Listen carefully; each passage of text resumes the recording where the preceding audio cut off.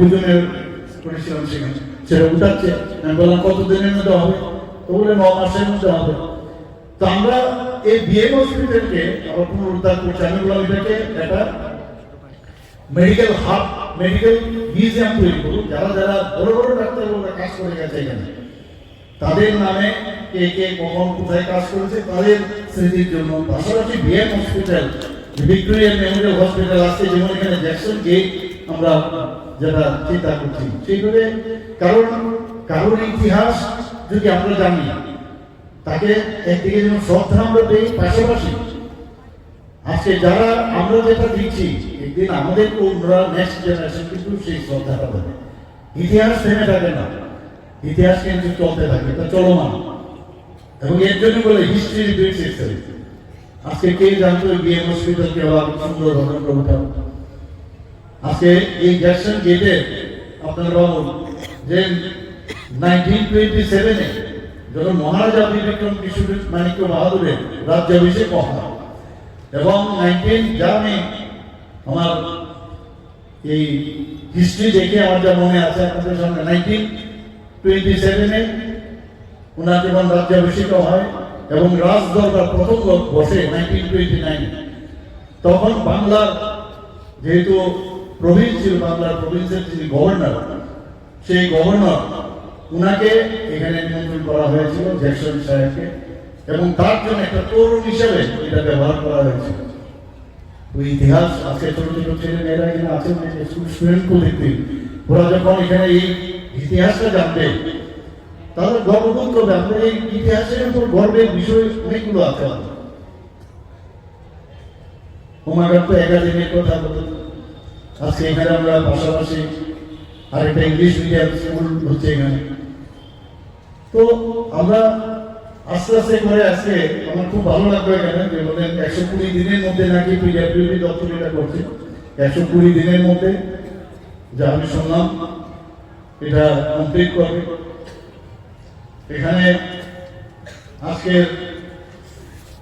এই জ্যাকসন গেটের ইতিহাস কথা মোটামুটি আমরা জানলাম, এবং এটা প্রথমে ছিল কিন্তু এই যে 18 যে খালটা আছে তার, কিন্তু এখন এটা যদি ওরা কমিউনিস্ট গভর্নমেন্টের সময় তারা ভেঙেছে, ঠিক আছে, রাস্তা ছোট গেট মানে ছোট পড়ছিল, তাহলে তুমি এটাকে কেন বানাওনি? এমন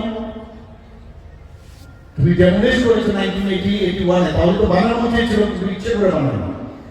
আর আমরা কিন্তু এখন বানাচ্ছি, কত বছর পরে আপনারা বানাবো, কারণ নাম দিলে তো অসুবিধা নেই। এখন নিউ ত্রিপুরা আমরা যেটা বলছি, মাননীয় প্রধানমন্ত্রী যে নিউ ইন্ডিয়া বলছে, নিউ ত্রিপুরার এটা একটা অংশ, যে আমরা পুরাতনকে আমরা নতুন ভাবে মানুষের সামনে তুলে দেবো। এবং বাংলার governor sir Francis Stanley Jackson, ওনাকে এখানে ওনার নামে গেটটি করা হয়েছিল। এখন তো সেটা আমি যখন প্রথম এখানে আসলাম, আমি দেখলাম যে ওই খালের মধ্যে করা যাবে না। আমি বললাম এমন যেন না হয় আগামী কিছুদিন বাদে আবার গেটটা, যেহেতু অনেক সময় পুজোর বড় বড় প্যান্ডেল যায়, বড় বড় গাড়ি যায়, যাতে এমন ভাবে হাইটে বানালেন যাতে কোনো জায়গায় অবস্ট্রাকশন না হয়। তো আমাকে এসুরেন্স করলেন, কিরণ এসুরেন্সের ইঞ্জিনিয়ার সাহেবরা বললেন যে কোনো জায়গায় অবস্ট্রাকশন যাতে না হয়। আরেকটা বিষয় রাখা হয়েছে যে আগে যেটা ছিল না, ইচ্ছে করলে সিঁড়ির ব্যবস্থা রাখা হয়েছে। ফার্স্ট যে স্টেজ আছে, ফার্স্ট ফ্লোরে ইচ্ছে করলে সেখানেও ফটো তুলতে পারবে, অনেকে ইচ্ছে করলে সেখান থেকে সিঁড়ি দিয়ে টপ ফ্লোরে যেটা আছে সেখানে যেতে পারবে। তো আমরা মডার্নাইজেশন প্লাস এটা যে টার্মিনাল গেটের সাথে যে টার্মিনাল গেট আছে তার যে কাঠামো রেখে সেগুলো এটা তৈরি করা হয়েছে, তো সেটাকেও রাখা এবং মডার্নাইজেশনও করা, আবার পুরোনোটা যে ঐতিহ্য সেটা যেন নষ্ট না হয় সেই দিকে নজর রাখার জন্য আমি বলবো। আজকে নগর উন্নয়ন দপ্তরের পক্ষ থেকে বহু কাজ আমরা আগরতলাতে কিন্তু অনেক কাজ করছি। আমি মাননীয় মেয়র সাহেব অলরেডি বলেছেন, আমি কিরণজিকে জিজ্ঞেস করেছিলাম যে আমরা জিজ্ঞেস করি এখানে প্রায় বৃষ্টি বাদল ইত্যাদি থাকে, তুফান যখন হয় তখন কিন্তু কারেন্টের যে পিলারের মধ্যে থাকে এগুলো ইলেকট্রিকের সমস্যা, নষ্ট হয়ে যায়, ছিঁড়ে যায়। তো এখন সমস্ত ড্রেনগুলো খাবার ড্রেন হচ্ছে, যেগুলো কমপ্লিট হয়ে যাবে, পাইপ বসানো হচ্ছে পাশাপাশি, সমস্ত ইলেকট্রিসিটির লাইন, গ্যাসের লাইন, এভরিথিং, ইভেন যে ইন্টারনেটের যে লাইন, সব এর ভিতর দিয়ে হবে। আরো অনেক কিছু যে ব্যবস্থা আছে, তাহলে কি হবে, উপরের দিকে যে সমস্যা নষ্ট হয়ে যাবে সেটা হবে না।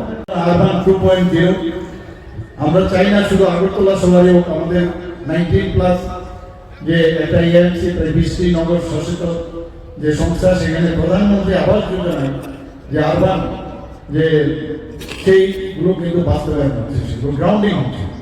প্রায় 81,042টি বাড়ি এর মধ্যে অনুমোদন দেওয়া হয়েছে, সবকটা কমপ্লিট হয়নি, প্রায় 74,000-এর উপরে সম্পূর্ণ হয়েছে, বাকি 6,000 এখনো আন্ডার কনস্ট্রাকশন। এই যে কাজগুলো হচ্ছে, এর জন্য 2019 এবং 2022 সালে ত্রিপুরা সেরা পারফরমেন্স রাজ্য হিসেবে পুরস্কার অর্জন করেছে। ত্রিপুরা এখন ভারতবর্ষের মানচিত্রে এত ভালো কাজ করছে, একের পরে যে ফ্রন্ট রানার রাজ্য হিসাবে ঘোষণা করা হয়েছে নীতি আয়োগের মাধ্যমে। আপনারা সবাই জানেন প্রায় 350-র উপরে বিভিন্ন আঞ্চলিক এবং আমাদের ন্যাশনাল লেভেলে আমরা কিন্তু পুরস্কার পেয়েছি। আমাদের নগর পঞ্চায়েতের 7টা পুরস্কার পেয়েছি। আমাদের যে উদয়পুর ডিস্ট্রিক্ট হোক, আবার বা আমাদের গুমতি ডিস্ট্রিক্টে হোক, বা আমাদের যে ব্লকগুলো আছে, আমাদের বিভিন্ন ব্লক, সেই ব্লকগুলোর মধ্যে আমরা কিন্তু ভালো কিন্তু সেখান থেকে পুরস্কার পাচ্ছি আমরা।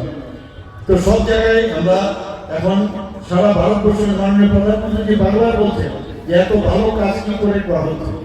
আপনারা এর মধ্যে দেখেছেন যে ডিরেগুলেশনের মধ্যে সারা ভারতবর্ষের মধ্যে আমরা কিন্তু টপ পারফরমেন্সে গেছি এবং আমরা ফার্স্ট হয়েছি সেখানে।